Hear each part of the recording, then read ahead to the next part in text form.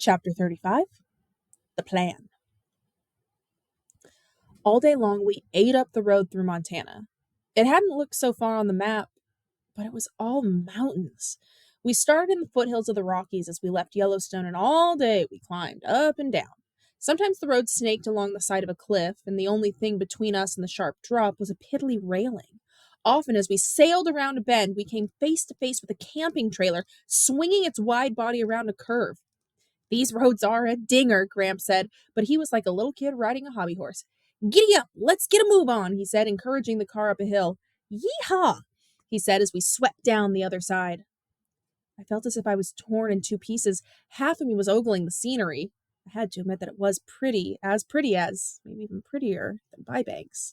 Trees and rocks and mountains, rivers and flowers, deer and moose and rabbits. It was an amazing country, an enormous country. But the other half of me was a quivering pile of jelly. I could see our car bursting through the railing and plunging down the cliff. As we approached each curve, I could see us smashing straight into a truck or a camper.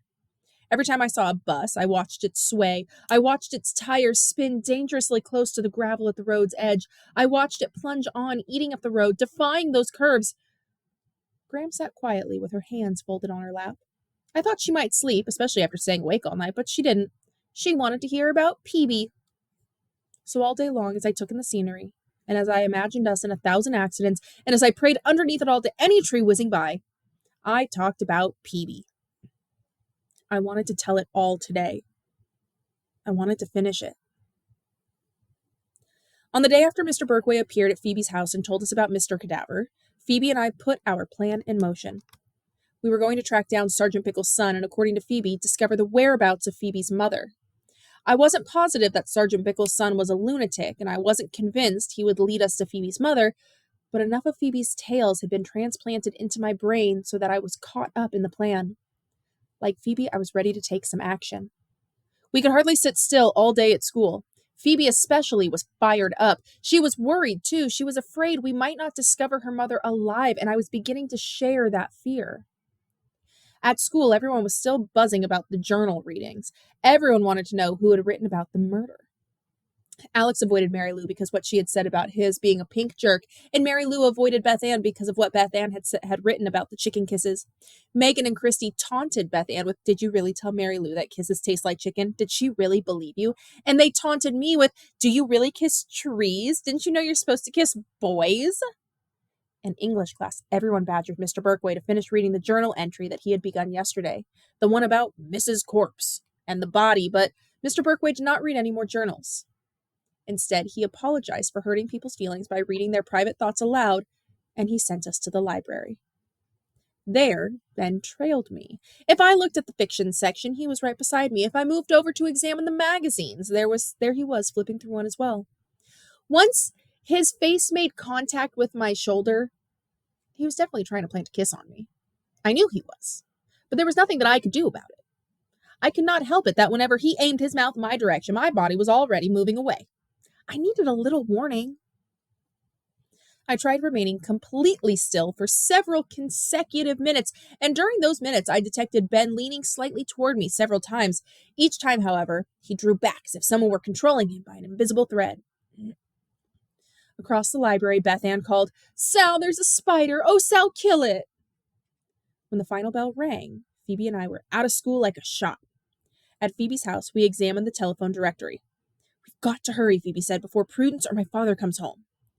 There were 6 Bickles listed in the directory. We took turns calling. Each time we asked for Sergeant Bickle, the first 2 people said that we must have the wrong number. The 3rd number we dialed was busy. The 4th, no answer. The 5th was answered by a crotchety woman who said, "I don't know any sergeants." The 6th number was answered by an elderly man who must have been lonely because he talked on and on about once knowing a Sergeant Freeman in the war, but that was back in 1944, and he also knew a Sergeant Bones and a Sergeant Dowdy, but he did not know a Sergeant Bickle. "What are we going to do?" Phoebe wailed. "Prudence will be home any minute, and we still don't know which is the right Bickle." The busy number was still busy. The previously unanswered one rang, and just as Phoebe was about to hang up, she heard a voice.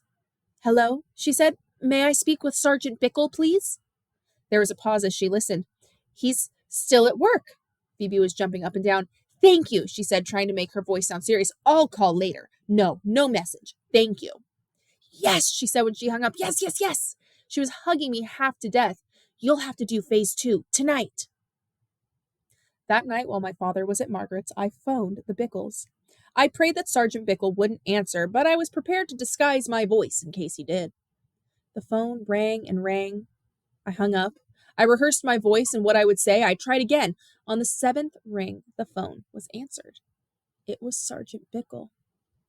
My name is Susan Longfellow, I said. I'm a friend of your son's. I was wondering if I might speak with him.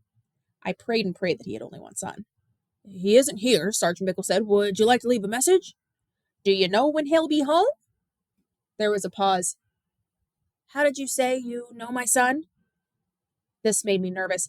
How do I know your son? Well, that's a long story. The way I know him is, actually, this is a little embarrassing to admit.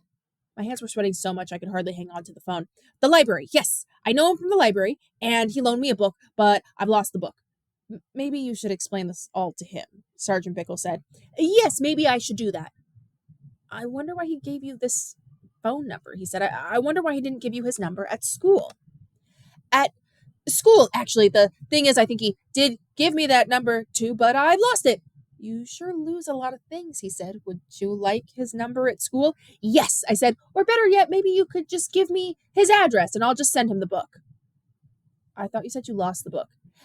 Actually, yes, but I'm hoping to find it, I said. I see, he said. Just a minute. There was a muffled pause as he put his hand over the receiver and called, Honey, where's Mike's address? Mike. Brilliant. A name. I felt like the chief inspector. I felt like I had just discovered the most important clue in the criminal investigation of the century. To top it off, Sergeant Bickle gave me Mike's address. I was sorely tempted to end the conversation by informing Sergeant Bickle that his son was a potential lunatic, but I refrained.